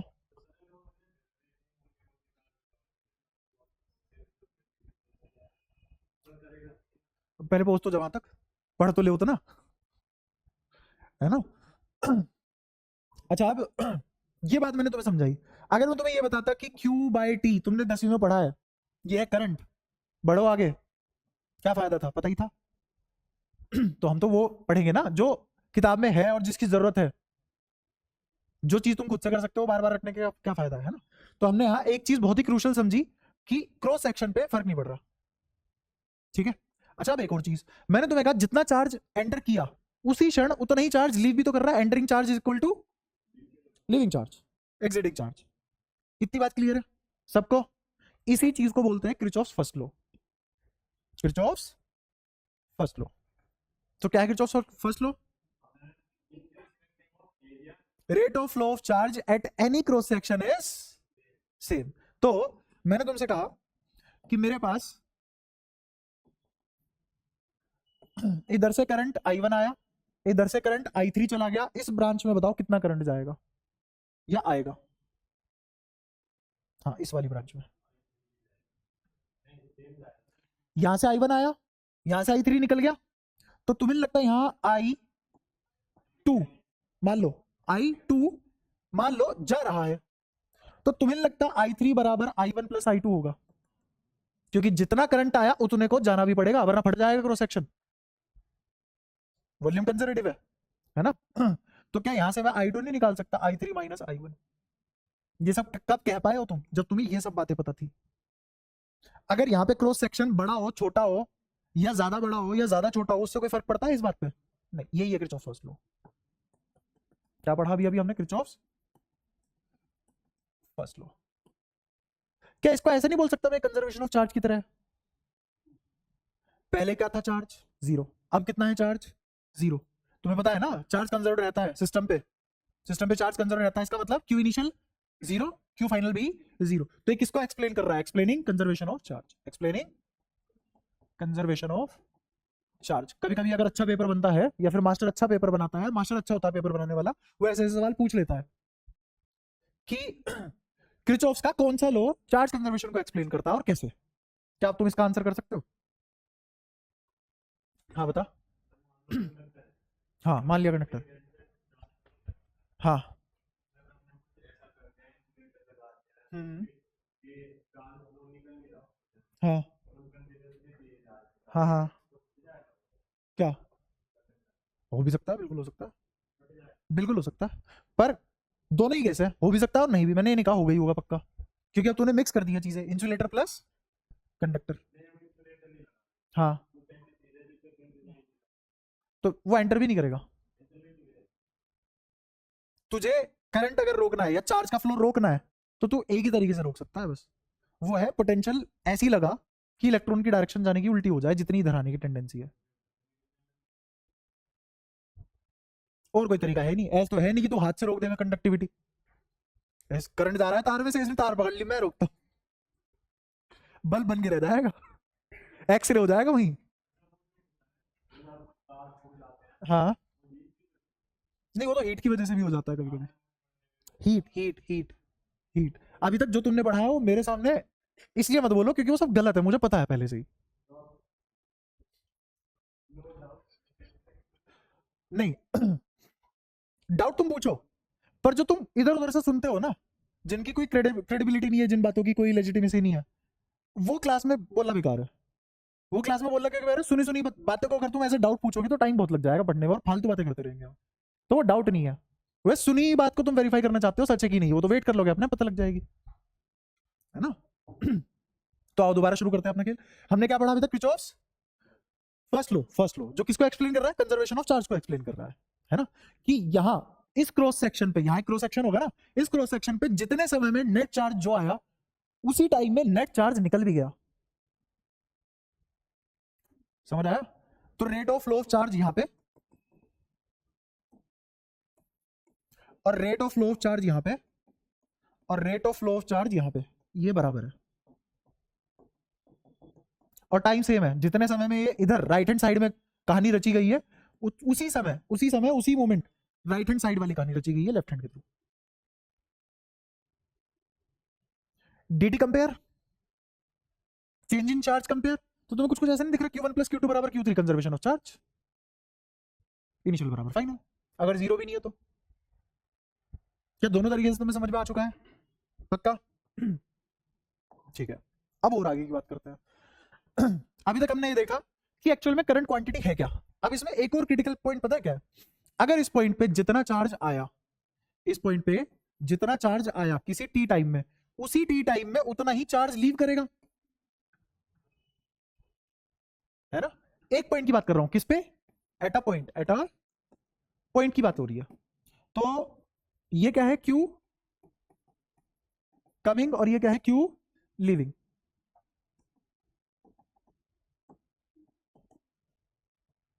जितना आया उतना चला गया, इसमें तो कोई दिक्कत नहीं है किसी को। अगर करंट पॉइंट पे डिफाइन होता तो यहां करंट जीरो आता, अगर करंट पॉइंट पे डिफाइन होता तो यहां करंट जीरो आता, करंट पॉइंट पे डिफाइन नहीं होता कभी। इलेक्ट्रिक फील्ड कहां डिफाइन होता है, पॉइंट पे। अच्छा, फ्लक्स कहां डिफाइन होता है, एरिया पे, एरिया पे। पोटेंशियल कहां डिफाइन होती है, पॉइंट पे। पोटेंशियल एनर्जी कहां डिफाइन होती है, सिस्टम पे। ऐसे करंट कहां डिफाइन होता है, एरिया पे। एरिया पे डिपेंड नहीं करता, पर डिफाइन कहां पे होता है, एरिया पे। करंट हमेशा कहां निकाला जाता है, पॉइंट पे नहीं निकाला जाता, करंट कहां निकाला जाता है, एरिया पे।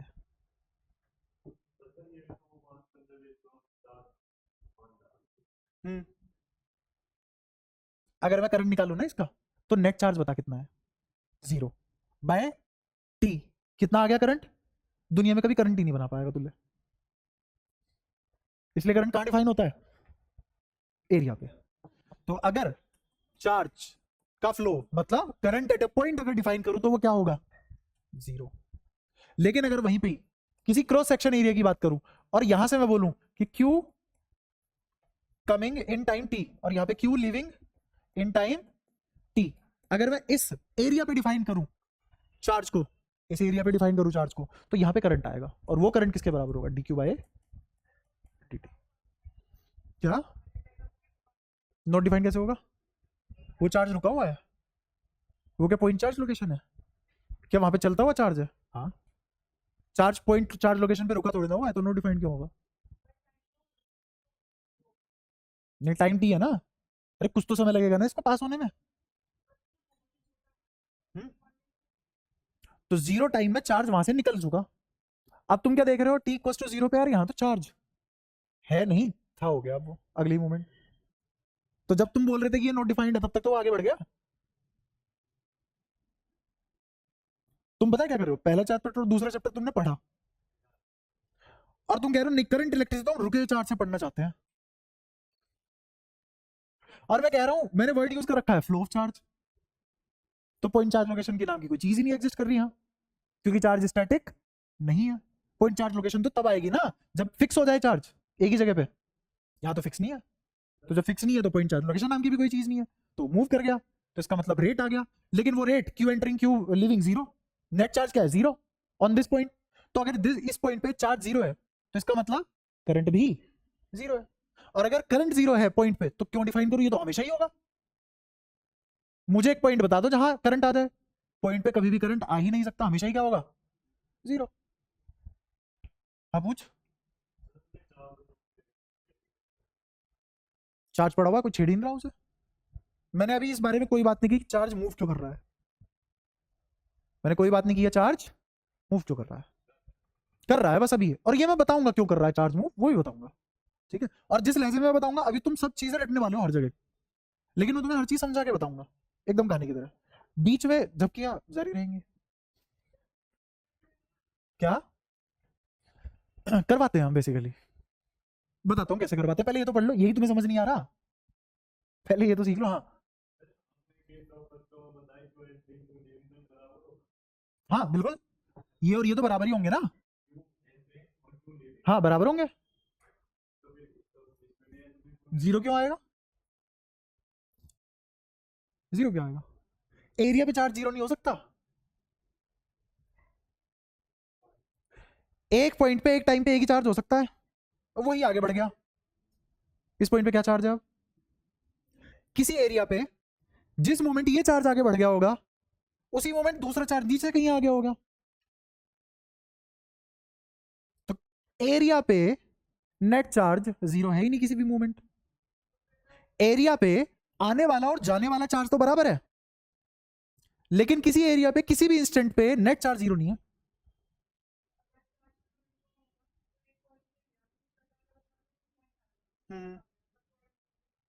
तब आई जीरो होगा, क्यों, हम्म, एक चार्ज गया तभी दूसरा चार्ज उसी पॉइंट पे आ गया।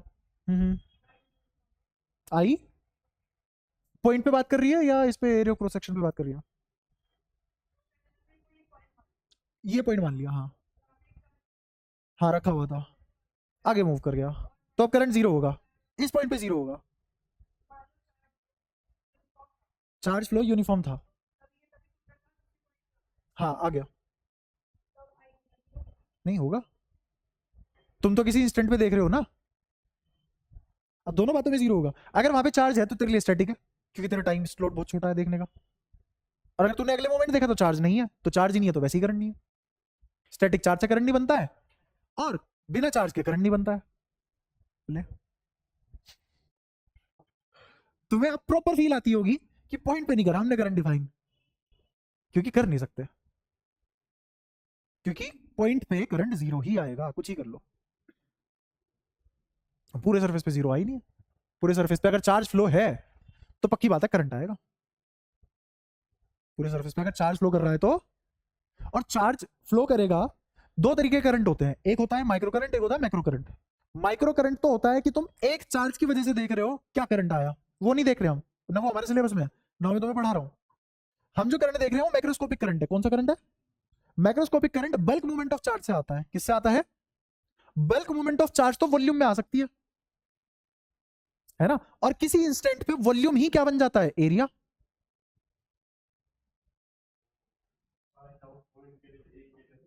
हाँ आया समझ, नहीं आया, क्या नहीं आया इसमें से बता, कैसे होगा एरिया क्लियर जीरो, हाँ कैसे, हाँ चार्ज कंटिन्यूसली फ्लो कर रहा है। आओ सुनो इस बात को भी यहां से बहुत सारे चार्ज गए, क्या ये बल्क मूवमेंट है चार्ज की, बल्क मूवमेंट वॉल्यूम में ही फ्लो हो सकती है, क्योंकि ये बहुत सारे चार्ज पीछे से आ रहे होंगे ना, पीछे से आ रहे होंगे। ये एक और एरिया है, क्या मैंने दो क्रॉस सेक्शन एरिया डिफाइन कर लिया, इन दो क्रॉस सेक्शन एरिया के बीच में चार्ज है। यहाँ हर पॉइंट क्या है, हर पॉइंट क्या है, अरे हर पॉइंट क्या है यहाँ, चार्ज। चार्ज और क्या हो सकता है, धब्बों का बना के करूंगा क्या मैं, ये सारे के सारे क्या है अगेन, सारे सारे पॉइंट चार्ज का डिनोट कर रहे हैं, किसी वॉल्यूम में ही तो है। फ्लो क्या कर रहा है यहाँ, वॉल्यूम, उस वॉल्यूम के अंदर क्या है, चार्ज। अब समझ में आया वॉल्यूम कंजर्वेशन क्यों बोल रहा था मैं। अगर इतना वॉल्यूम चार्ज का आगे बढ़ गया तो उसी समय में उतना ही वॉल्यूम यहां से भी आगे बढ़ गया होगा चार्ज का, उसी समय में यहां का भी वॉल्यूम उतना ही आगे बढ़ गया होगा चार्ज का। आई बात समझ, पक्का। अब ये पूरा का पूरा वॉल्यूम किसी क्रॉस सेक्शन से होके ही तो जाएगा, और इसी को तो बोलते हैं बल्क मूवमेंट ऑफ चार्ज, और किसी क्रॉस सेक्शन एरिया के थ्रू तो हो रही है, करंट आ गया। और करंट इसीलिए कहां डिफाइन होता है, क्रॉस सेक्शन एरिया पे। हाँ पूछ। हाँ डीक्यू मतलब, हाँ चार्ज का छोटा सा चेंज। चार्ज के चेंज में क्या मतलब, पहले मेरे को ये बता तू क्या समझा चार्ज के चेंज में, मुझे लग रहा है तू ये समझ गया पहले 5 कलाम था अब 2 कलाम हो गया। तो हाँ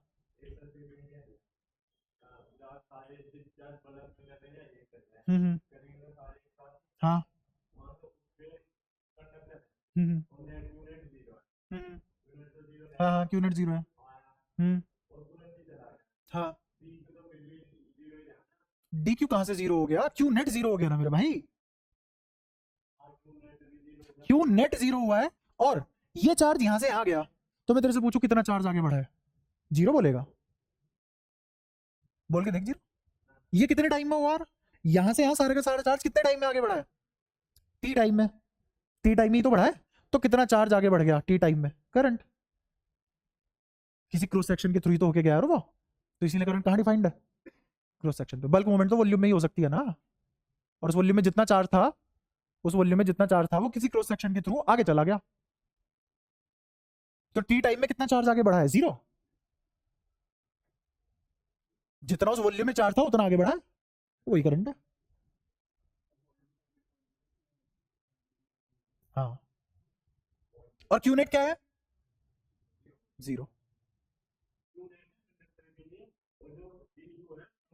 हाँ तो मैं वो कह ही रहा हूँ, तो इसको 5 और 2 गुलाम समझ रहा है कि चार्ज के मैग्नीट्यूड का बदलाव, ये चार्ज के मैग्नीट्यूड का बदलाव नहीं है चाचा, ये है टी टाइम में कितना चार्ज आगे बढ़ा है। हाँ तुम्हें लग रहा था करंट तो यार हमें आता है, क्या होता है current, q by t, rate of flow of charge, ये लो rate of flow of charge. और 12वीं पास हो जाती है लोगों को यही होता है, क्या है current, rate of flow of charge, आखिरी तक। तो अभी तक बताओ कोई डाउट हो, सारी बातें क्लियर है। अब हम ये पता करेंगे साला फ्लो क्यों कर रहा है, और अगर चार्ज का फ्लो ही करंट बना रहा है, चार्ज का फ्लो ही अगर करंट बना रहा है, तो फिर तो बहुत सारी दिक्कतें हैं, फिर तो बहुत सारी दिक्कतें हैं। अभी मैंने तुम्हें क्या पढ़ा है कि rate of flow of charges current, और इस rate of flow of charge को कैसे डिफाइन किया कि एक वॉल्यूम है चार्ज का, वो किसी क्रॉस सेक्शन से आगे बढ़ गया, तो कितना चार्ज टी टाइम में आगे बढ़ गया, वही क्या है करंट, ये पढ़ा है ना अभी। अब ये और रिफाइन करना है, अभी भी पूरा सही नहीं है, अभी और रिफाइन करेंगे, और जब ये रिफाइन होगा तो चैप्टर का एक बड़ा हिस्सा खत्म हो जाएगा, ठीक है। एक बढ़िया बड़ा सा क्वेश्चन होता है, और वो क्वेश्चन होता है बैकबोन किसी भी चैप्टर का, वो क्वेश्चन होते होते आधा चैप्टर हो जाता है, ऐसे पढ़ना ज्यादा सही नहीं है ना, ऐसे टॉपिक वाइज पढ़ोगे फिर टॉपिक याद रखोगे, फिर एक दूसरे से रिलेट नहीं कर पाओगे, न्यूमेरिकल आएगा मुंह पे चप्पल मार के चला जाएगा। आओ फिर से ठीक है चीजें, और बातें करते हैं थोड़ी थोड़ी। मैंने कहा कि टी टेम्परेचर, रूम टेम्परेचर मान लो 300 केल्विन है, 298 की बजाय मैंने 300 केल्विन मान लिया, है ना। तो रूम टेम्परेचर है 300 केल्विन, फिजिक्स में 300 केल्विन ले लेते हैं हम, कोई दिक्कत नहीं है। रूम टेम्परेचर पे इलेक्ट्रॉन के पास एक काइनेटिक एनर्जी होती है, काइनेटिक एनर्जी होती है किसके पास, इलेक्ट्रॉन के पास, इलेक्ट्रॉन दौड़ता रहता है, ये तुमने पढ़ा होगा, केमिस्ट्री में पढ़ा होगा, एटॉमिक मॉडल में भी पढ़ा होगा कि इलेक्ट्रॉन बहुत तेजी से दौड़ता है।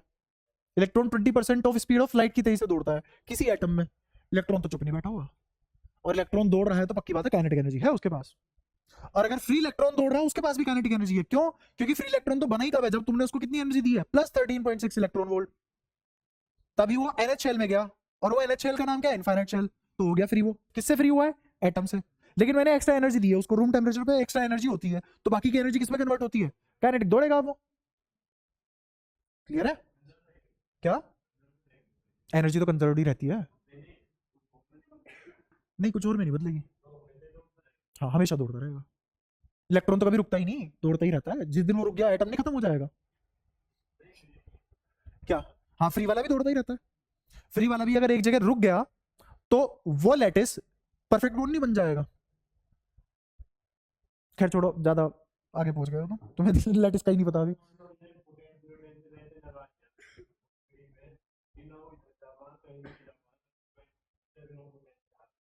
हमें करंट बनाना है, रोकना नहीं है। तो मैं नेचुरल स्टेट में बात कर रहा हूँ, कोई पोटेंशियल अप्लाई नहीं कर रखी है, सारा खेल किस पे है? रूम टेम्परेचर पे है। मैं उस तार की बात कर रहा हूँ जो ऐसे जमीन पे पड़ी हुई है, खत्म बात। एक कॉपर वायर है जो ऐसे जमीन पे पड़ी हुई है, होगी इमेजिन, उसमें करंट दौड़ रहा है क्या? इलेक्ट्रॉन तो फ्लो कर रहे हैं, पर अभी अभी प्रूव किया इलेक्ट्रॉन के पास तो जरा सी काइनेटिक एनर्जी में बहुत तेज दौड़ते हैं। अरे तो फ्री इलेक्ट्रॉन भी तो दौड़ते हैं। फ्री कंडक्टर में क्या होते हैं? नहीं होता फ्री इलेक्ट्रॉन। तो हाँ, कंडक्टर न्यूट्रल है, वो इलेक्ट्रॉन उसी के अंदर है, लेकिन है तो फ्री, दौड़ तो सकता है। तभी तो सरफेस पे आया होगा, और सरफेस पे कौन सा शांत बैठ जाएगा? इलेक्ट्रॉन है वो, दौड़ता ही रहेगा। क्लियर है? एक्सचेंज करता रहेगा एनर्जी। मेटल छोड़िए, जो चेयर दिख रही है तुझे, इसमें भी electron 20% of speed of light से दौड़ रहा है, हर मोमेंट रुक नहीं रहा है, बचपन से अब तक। हाँ, एटम के अंदर भी दौड़ रहा है, और जो इसमें चंद फ्री इलेक्ट्रॉन होंगे वो भी बहुत तेज दौड़ रहे हैं। बट वो मटेरियल से बाउंडेड है, एटम से बाउंडेड नहीं है। किससे बाउंडेड है? मटेरियल से बाउंडेड है, लेकिन दौड़ रहे हैं बहुत तेज। अब ये चेयर चेयर ही क्यों है? क्योंकि क्योंकि इन सब इलेक्ट्रॉन की मिनिमम पोटेंशियल एनर्जी स्टेट वो इस चेयर की शेप में है। आग लगा दे इसमें, चेयर नहीं रहेगी, स्ट्रक्चर चेंज हो जाएगा इसका। तूने क्या कर दिया? उसको एनर्जी दे दी, अब वो मिनिमम पोटेंशियल एनर्जी कॉन्फ़िगरेशन में नहीं है, एनर्जी का खेल हुआ, इसकी शेप चेंज हो गई। क्या है? अब मिनिमम में है। अगर ये मिनिमम में ना होती तो तब तक अपनी शेप और साइज और कलर बदलती रहती, जब तक मिनिमम में ना पहुंच जाती। इसकी बात कर ले पहले। ये एक बात नहीं समझता, 36 बातों पे आगे पहुंच जाता है, और जो मैं समझा रहा हूँ कहते तो कोई नहीं, ये मास्टर तो 10 बार और बता देगा ये चीज। पहले एक चीज पे फोकस कर। हाँ हाँ हाँ, तो वही तो बताऊंगा ना, वही तो बताऊंगा। अच्छा सुनो, इलेक्ट्रॉन को बहुत ही कम फोर्स चाहिए बहुत भयंकर एक्सेलरेशन के लिए सब एटॉमिक पार्टिकल है, तो मैं समझा चुका हूं चैप्टर 1 और 2 में। ठीक है। अब इसके पास काइनेटिक एनर्जी है, kinetic energy half mv square होती है। मास ऑफ इलेक्ट्रॉन बहुत कम होता है तो वेलोसिटी बहुत ज्यादा होगी। रूम टेम्परेचर पे इलेक्ट्रॉन की वेलोसिटी होती है 10⁻⁴ से 10⁻⁵ मीटर पर सेकेंड। ये इतनी भयंकर वेलोसिटी है कि ये चेयर तुम्हें रुकी क्यों दिखाई दे रही है? क्योंकि मान लो इस चेयर का मैंने इतना सा हिस्सा लिया, ये वॉल्यूम लिया इस चेयर का, यहां फ्री इलेक्ट्रॉन है। किसकी बात हो रही है? फ्री इलेक्ट्रॉन की। ये फ्री इलेक्ट्रॉन यहां से यहां गया, तो ये स्पेस दूसरे फ्री इलेक्ट्रॉन ने ऑक्यूपाई करने में कितना टाइम लिया? Divide by this. Bond length जानते हो एंगस्ट्रॉम में होती है, उस एंगस्ट्रॉम को इससे डिवाइड करो। सोचो 10⁻⁻10 सेकंड के ऑर्डर का टाइम आ रहा है। तो तुम क्या ऑब्जर्व कर पाओगे कि ये इलेक्ट्रॉन कभी गया भी था यहां से? सारे इलेक्ट्रॉन एक जैसे दिखते हैं? दिखते तो है नहीं, पहली बात तो ये। यहां से इलेक्ट्रॉन भाग गया, जिस मोमेंट ये भागा उसी मोमेंट यहां दूसरा इलेक्ट्रॉन आ गया। तुम्हें तो ये लगेगा ना इलेक्ट्रॉन हमेशा से यहीं था, इसलिए वो चेयर हमेशा से ही वही है। हाँ, तो दिखता नहीं, उस समय में तो दुनिया बिल्कुल अलग दिखेगी। मैं कह रहा हूं अगर मैं तेरा साइज, रुक जा रुक जा, अगर मैं तेरा साइज तेरी हाइट कर दूं 10⁻⁻⁶ मीटर, तेरी हाइट कर दी मैंने, तो इस दीवार के आर पार देखना लग जाएगा, होगी ना विजिबिलिटी चेंज। तो हम किस पॉइंट ऑफ व्यू से चीजों को देख रहे हैं, किस रेफरेंस फ्रेम से हम चीजों को देख रहे हैं, हमारी रियलिटी बदलती है उससे। इस साइड से इस दीवार पे घड़ी देखेगा तो क्लॉकवाइज दौड़ रही होगी, पीछे की साइड से उसी घड़ी को देखेगा तो वही एंटी क्लॉकवाइज दौड़ रही होगी। Frame change, reality change. ठीक है, तो इतने वेलोसिटी से दौड़ रहे हैं वो, है ना। ऐसे ही ये जो फ्री इलेक्ट्रॉन नहीं है, एक तो दुक्के होते हैं कंडक्टर में, बहुत सारे होते हैं, बहुत सारे होते हैं। और मैंने कहा था ये इलेक्ट्रॉन क्लाउड होता है बेसिकली, याद है। तो वो इलेक्ट्रॉन क्लाउड बिल्कुल ऐसा है जैसे फ्री गैस होती है, जैसे फ्री गैस। फ्री गैस मतलब इस कमरे में कुछ भी मत चलाओ, कोई पंखा मत चलाओ, कोई एसी मत चलाओ, कुछ भी मत चलाओ, बिल्कुल स्टैंड स्टिल है, तुम्हें हवा लगेगी इस कमरे में? हवा नहीं लगेगी। बट इस रूम में इलेक्ट्रॉन इतनी ही वेलोसिटी से दौड़ रहे हैं, या ये कह लो हाइड्रोजन एटम इतनी ही वेलोसिटी से दौड़ रहे हैं, बट तुम्हें तो हवा नहीं लग रही। उसका रीजन पता है क्या है? उसका रीजन ये है कि मोशन रैंडम है, मोशन रैंडम है। मोशन कैसा है? रैंडम मोशन है, रैंडम मोशन। अगर किसी ने 11वीं में अगर पीवी इक्वल टू एनआरटी की डेरिवेशन देखी है फिजिक्स में, गैस इक्वेशन देखी है फिजिक्स में, थर्मल, याद है वो chapter, kinetic theory of gases. तो तुम्हें तो पता है, तुम तो खैर पता हो या ना पता हो, अब तो मेरे को फर्क नजर आता नहीं है। तो वहां पे भी मैंने सेम एग्जांपल लिया था, आप सुनना ध्यान से। मैंने क्रॉस सेक्शन एरिया डिफाइन किया, ये क्रॉस सेक्शन एरिया डिफाइन कर दिया। तो जिस मोमेंट 10⁵ मीटर पर सेकंड से जितने इलेक्ट्रॉन इधर गए उतने ही इलेक्ट्रॉन इधर गए, तो इस क्रॉस सेक्शन पे एवरेज वेलोसिटी क्या आई? समझ आया? और क्योंकि मेरे पास सैंपल स्पेस बहुत बड़ा है, मेरे पास एक एक दो मोल इधर जा रहे हैं, तो एक दो मोल इधर जा रहे हैं, तो इस क्रॉस सेक्शन एरिया पे तुम्हें क्या फील होगा? कोई हवा नहीं है, इफेक्ट कैंसिल हो रहा है। वेक्टर्स, वेलोसिटी एक वेक्टर क्वांटिटी है। क्लियर हुआ? तो क्योंकि ये रैंडम मोशन है, क्योंकि ये रैंडम मोशन है और हर पार्टिकल हर डायरेक्शन में जा रहा है, रैंडमली मूव कर रहा है, तो किसी पर्टिकुलर क्रॉस सेक्शन एरिया पे number of electron going right is equal to number of electron going left. Henceforth इस पे एवरेज वेलोसिटी रैंडम वाली या थर्मल वाली, ये सब एक ही नाम है, कितनी आएगी? V average, v thermal, v random, कितनी आ गई? 0 थ्रू क्रॉस सेक्शन। क्लियर है? यहां तक कोई परेशानी? अब इमेजिन करो वही कॉपर का वायर, क्या उसमें इलेक्ट्रॉन इतनी तेजी से दौड़ रहे हैं? बट क्या वो एक तरफ दौड़ रहे हैं? क्या वो हर तरफ दौड़ रहे हैं? और अगर मैंने कहीं क्रॉस सेक्शन इमेजिन कर लिया, तो उस क्रॉस सेक्शन को इमेजिन करने से क्या होगा? जितने उधर जाएंगे उतने ही इधर भी आ रहे होंगे, तो नेट इफेक्ट क्या आ जाएगा? 0। तो क्या तुम्हें करंट फील होगा? तो करंट है ही नहीं, वो नेट करंट क्या है? नेट कंट्रीब्यूशन टू करंट क्या है? 0। इसको अब ऐसे इमेजिन करो कि ये क्रॉस सेक्शन एरिया है,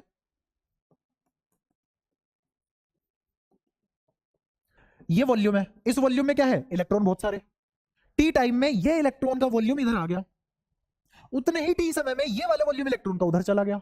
अब बताओ नेट करंट क्या है? 0।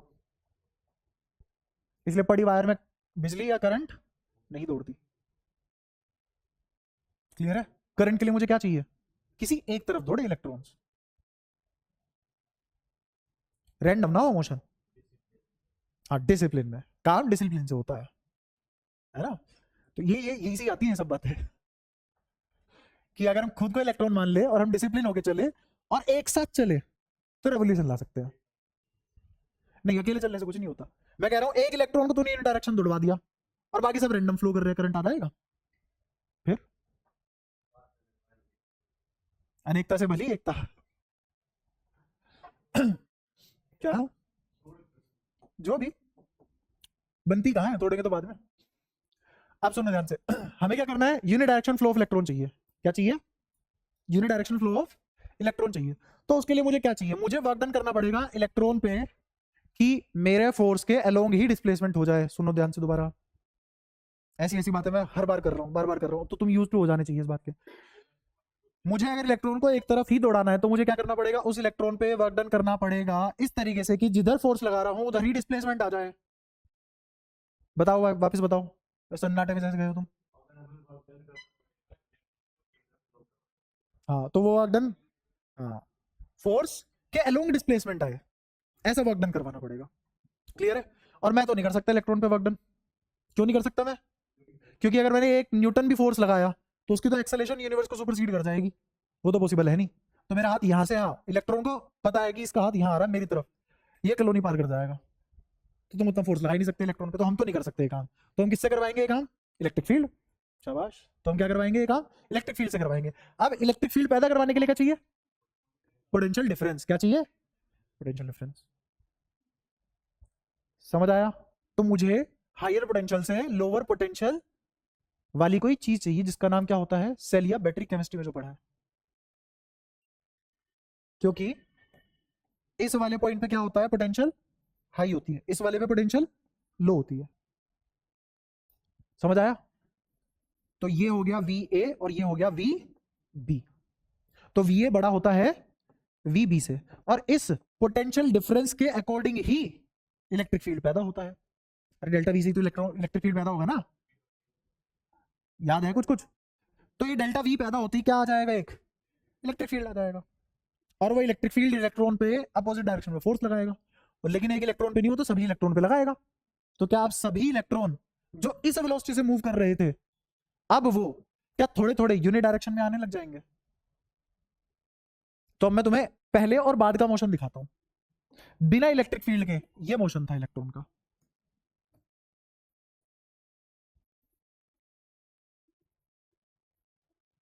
ये था before electric field. After electric field क्या होगा? जैसे मान लो ये क्रॉस सेक्शन एरिया है और यहां पे ये क्रॉस सेक्शन एरिया है, तो अब मोशन कैसा होगा इलेक्ट्रॉन का?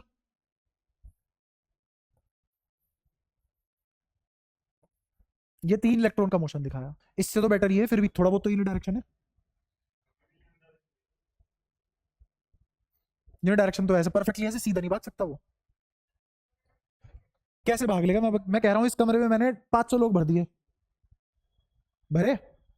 इन 500 लोगों को भरने के बाद मैं बोलूं सब उस वाले दरवाजे से बाहर निकल जाओ, तो सब जाएंगे तो उसी डायरेक्शन में, बट कोलिजन नहीं होंगे बीच में। तो कोई भी आदमी सीधा चल पाएगा स्ट्रेट लाइन में? कितने इलेक्ट्रॉन है दुनिया भर के, कैसे ही सीधे चल सकते हैं? वो सीधे तो नहीं चलेंगे। रिपल्शन भी है, कोलिजन भी है, टक्कर भी तो मारेंगे। कोलिजन कहाँ गया? और यहाँ भी थे कोलिजन, यहाँ भी क्या थे? कोलिजन थे। और यहाँ भी क्या है? कोलिजन है। बट इससे तो बहुत ज्यादा बेटर है वो।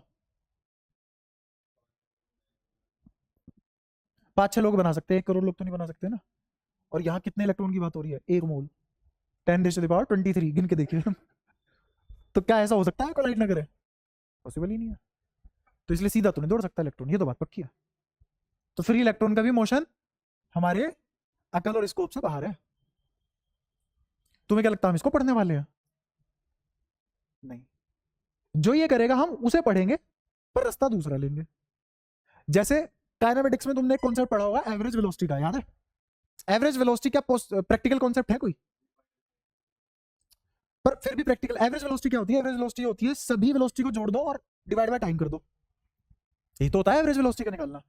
अच्छा, अब मैं कह रहा हूं कि एवरेज वेलोसिटी थोड़ा सा समझना। जैसे मैंने कहा कि मैं शुरुआत के 5 किलोमीटर तो चला 10 मीटर पर सेकंड से, अगले 5 किलोमीटर चला मैं 15 मीटर पर सेकंड से, उससे अगले 5 किलोमीटर में चला मान लो 7 मीटर पर सेकंड से, और मैं इन सबको जोड़ू डिवाइड बाय टाइम कर दूं, तो एक आंसर आएगा।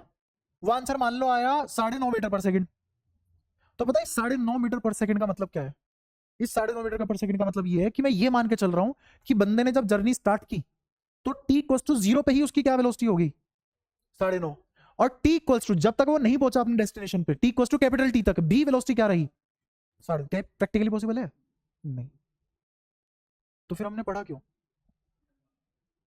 हमने इसलिए पढ़ा कि ये ऐसे 10, 15, 7, 8, 16 ऐसे कर करके अलग अलग वेलोसिटी से चला है ना। तो मैं ये सब वेलोसिटी हटा दूं, ये सब वेलोसिटी हटा दूं।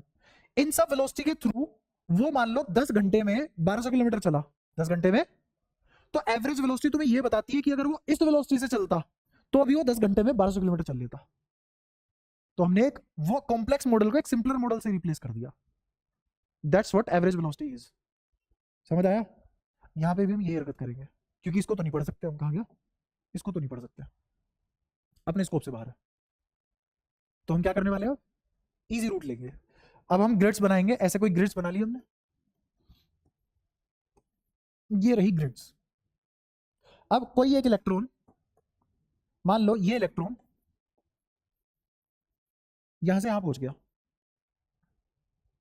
ये 2 ग्रिड का मतलब क्या है? कि यहां से यहां तक कोई कोलिजन नहीं हुआ, यहां तक कोलिजन हो गया। क्या बोला मैंने? यहां से यहां तक कोई कोलिजन नहीं हुआ, और इस पॉइंट पे आदि कोलिजन हो गया। तो किन्हीं भी 2 कोलिजन के बीच में, किन्हीं भी दो कोलिजन के बीच में इलेक्ट्रॉन का पाथ ये था, एक्चुअल पाथ ये था, एक्चुअल पाथ ये था। अच्छा, फिर ये इलेक्ट्रॉन ने अपनी सारी एनर्जी लूज कर दी, इस इलेक्ट्रॉन ने अपनी सारी एनर्जी लूज कर दी, और वो किसको दे दी? जो यहां ऑलरेडी एक इलेक्ट्रॉन था उसको, जो यहां ऑलरेडी एक इलेक्ट्रॉन था उसको सारी एनर्जी दे दी इसने। समझ में आया? तो तुम्हें क्या लगेगा, यहां से एक नया इलेक्ट्रॉन पैदा हो गया, तुम्हें क्या लगेगा, यहां से एक, और अब उसका पाथ ऐसा होगा,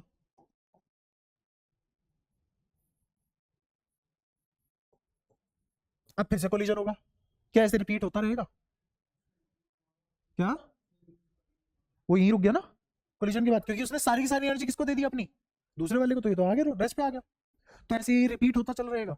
ऐसे यहाँ पे भी इन लैटिसेस पे भी रिपीट होती चली जाएंगी ये सारी चीजें, यहाँ पे भी ये सारी चीजें रिपीट होती चली जाएगी। अब मैं तो नहीं निकाल सकता ये दूरी क्या है, तो हम क्या करेंगे, यहां से यहां तक की डिस्प्लेसमेंट निकालेंगे। ठीक है, यहां से यहां तक t1 टाइम में पहुंचा इलेक्ट्रॉन, किस वेलोसिटी से? v1 वेलोसिटी से। चुपचाप सुनते रहे। v1 वेलोसिटी से t1 टाइम में यहां से यहां पहुंच गया, फिर ये वाला इलेक्ट्रॉन t2 टाइम में v2 वेलोसिटी से यहां से यहां पहुंच गया, हैंड सो ऑन के चलता चला जाएगा। और क्या ये इस वायर के ए एंड से बी एंड पे पहुंच जाएगा? कौन सा इलेक्ट्रॉन पहुंचा है? ये वाला इलेक्ट्रॉन यहां पहुंचा है, या कोलाइड कर करके कोई और इलेक्ट्रॉन वहां पहुंचा है? इसी को बोलते हैं इधर से जितना चार्ज एंटर हुआ इधर से उतना ही निकल गया साइमल्टेनियसली। ये बात क्लियर हुई पहले तो? ठीक है। और यहां मैं क्या वेलोसिटी निकाल रहा हूं, मैं स्पीड नहीं निकाल रहा, क्या निकाल रहा हूं? वेलोसिटी।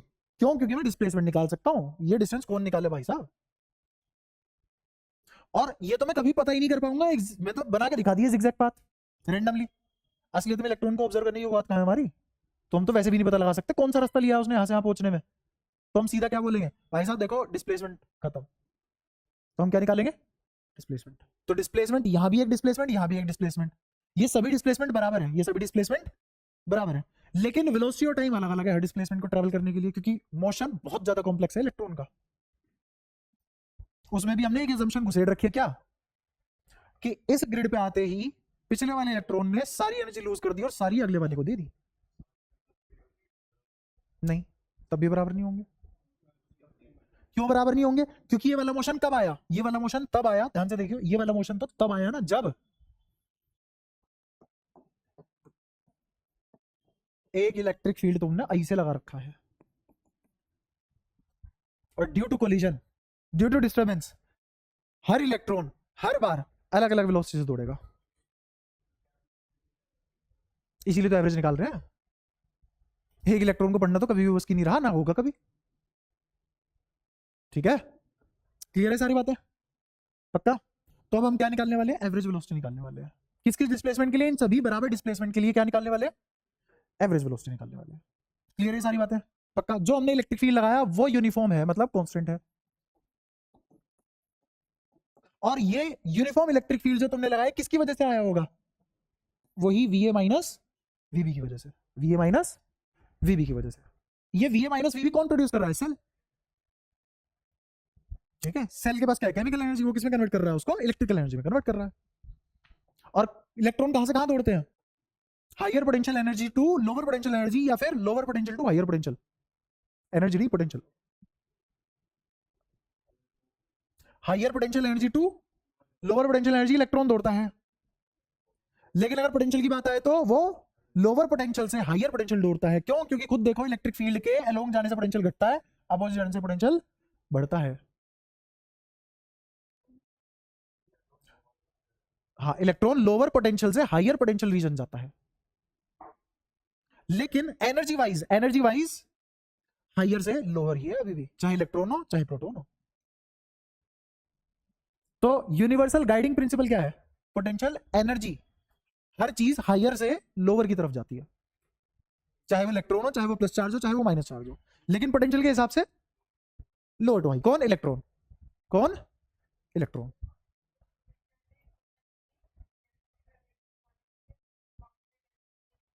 बाउंड्री इलेक्ट्रॉन के लिए, फ्री इलेक्ट्रॉन के लिए नहीं थी। और वो भी जो इक्वेशन दी थी उसमें भी उसने बोला था ये इक्वेशन इसी मतलब की नहीं है, इसको बस वेव फंक्शन की तरह डील करो।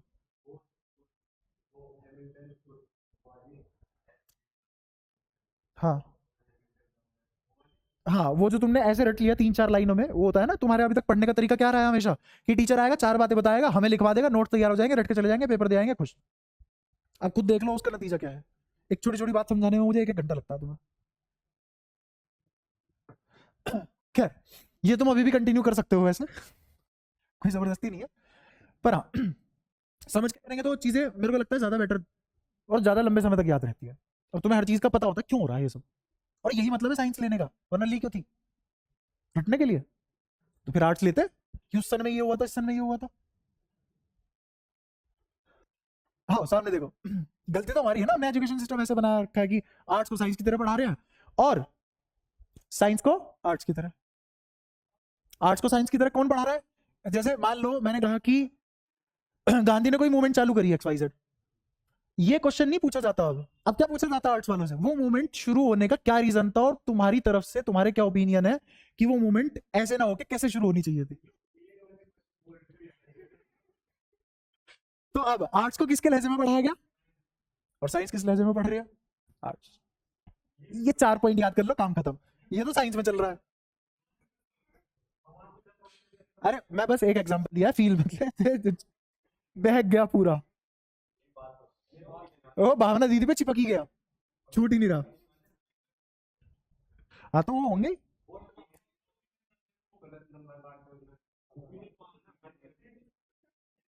नहीं, ओपिनियन गलत भी तो हो सकते हैं ना। गांधी को बिना चश्मे के चलना चाहिए था। ओपिनियन वो तुम्हें चेक करना चाहते हैं ना कि तुम कितना सही सोच सकते हो। तो फिर तो कुछ भी फिर तो क्या ही कर सकते हो। हाँ सच हर नजर पर, एक सेकंड, जैसे मैंने तेरे से कोई जनरल क्वेश्चन पूछा कि अगर किसी बच्चे के फर्स्ट क्लास में है वो, और पासिंग मार्क्स 40 है 100 में से, उसके 37 मार्क्स बन रहे हैं, क्या मुझे उसको ग्रेस मार्क्स देके पास करना चाहिए? रीजन? तो पास हो ही जाना चाहिए, पर इससे तो एजुकेशन सिस्टम खराब हो जाएगा अपना। उसको लगेगा मैं तो लायक था सेकंड क्लास में आने के। अच्छा उसे ये नहीं पता होता फर्स्ट से सेकंड क्या होता है? अपनी बात मत कर भाई साहब,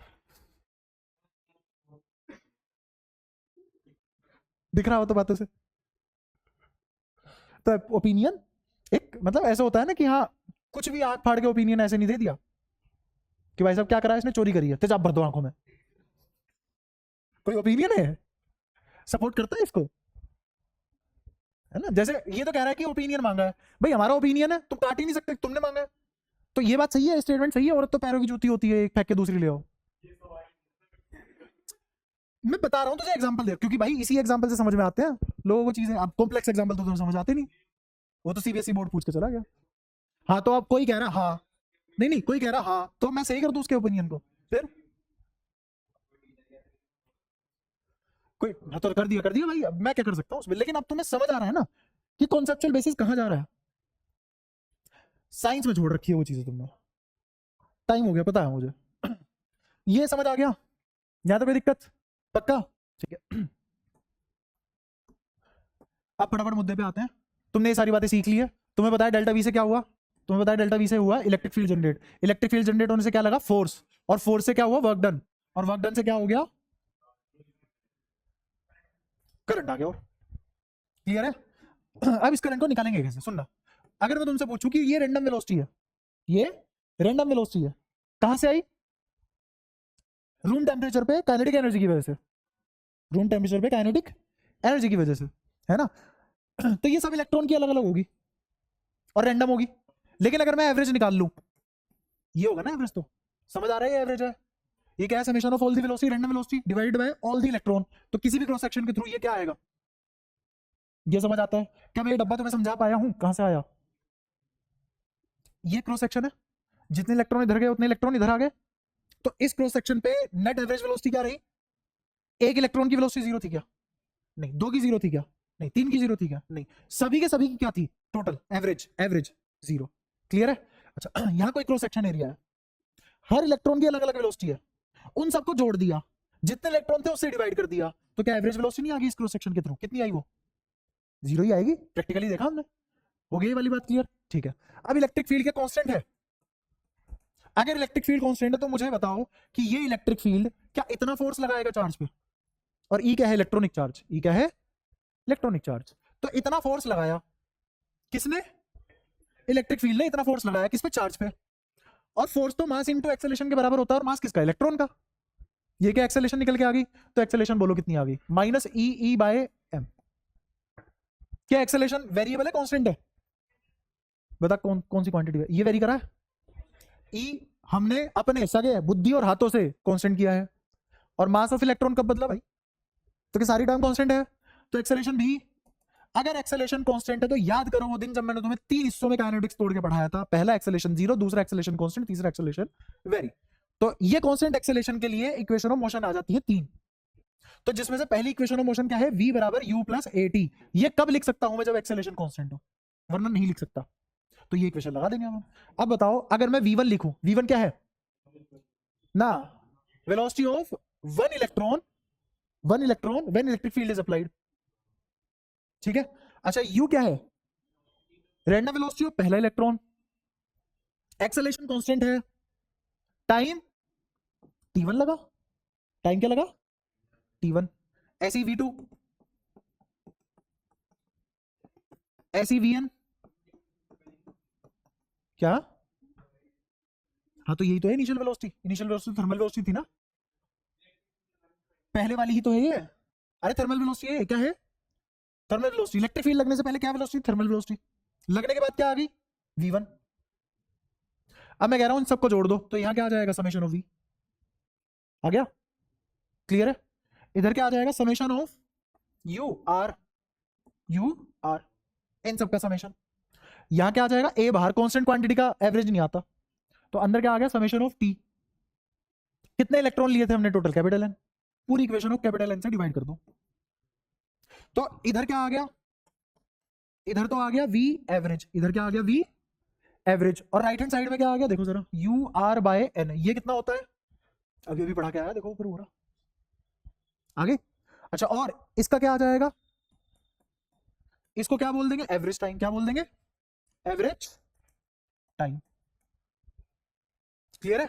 तो मेरे को बताओ इसको मैं क्या लिख सकता हूं आसान भाषा में, क्या इसको ऐसे लिख सकता, वी एवरेज किसके बराबर आ गया, 0 प्लस ए, और ये क्या है, एवरेज टाइम, इसको टाउ नाम दिया हमने, क्या नाम दिया, टाउ। और एक्सेलरेशन किसके बराबर है, minus e E by m e into tau. नहीं, रिलैक्सेशन टाइम बाद में बताऊंगा अगली क्लास में। ये क्या है, एवरेज टाइम, क्या है, एवरेज टाइम। क्या सारी बातें क्लियर है, पक्का, ठीक है। यहां तक जितना मैंने आज पढ़ा दिया सब पढ़ के आना। आज हम जितना धीरे चल सकते थे उससे भी दुगना धीरे चले, ठीक है, क्योंकि शुरुआत है इस चैप्टर की, और इस चैप्टर की शुरुआत में ही वो सारे सवाल आ जाते हैं जो नहीं पता होते हमें, बाकी आगे आसान हो जाएगा सब कुछ, ठीक है। तो यहां तक किसी का कोई भी डाउट हो पूछ सकते हो। अभी तक हमने ये नहीं पढ़ा करंट क्या है ना, जो तुम सोच के बैठे थे क्यूआईटी होता है। तो जारी रखेंगे इस कहानी को अगली क्लास में, क्या करें।